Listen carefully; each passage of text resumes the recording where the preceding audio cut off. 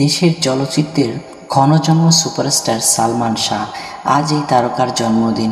1971 সালের 19শে সেপ্টেম্বর জন্মগ্রহণ করেন তিনি। বিশেষ এই দিনটিতে সহকর্মী ও শুভানুধ্যায়ীদের অনেকে স্মরণ করেছেন প্রিয় নায়ককে। অল্প সময়ের ক্যারিয়ারে সালমান শাহর সবচেয়ে বেশি সিনেমার সহশিল্পী ছিলেন শাবনূর।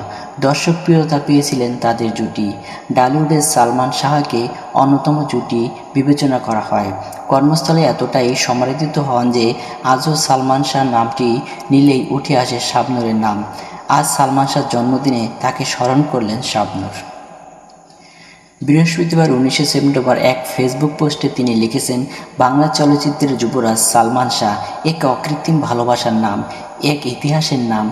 প্রিয় এই নক্ষত্র এখনও আমাদের সবার হৃদয়ে, ভাবনায়, অনুভবে বেঁচে আছে, বেঁচে থাকবে চিরকাল। আরও বলেন, জন্মদিনে বরাবরের মতো পরম শ্রদ্ধা ও ভালোবাসা স্মরণ করছি তোমাকে।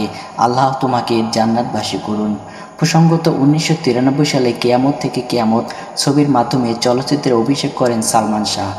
স্মার্টনেস ও ব্যক্তিত্ববোধের কারণে রাতারাতি তরুণ প্রজন্মের আইকনে পরিণত হন তিনি। মাত্র 3.5 বছরের ক্যারিয়ারে 27টি ছবিতে অভিনয় করেন এই নায়ক, যার অধিকাংশই সুপারহিট।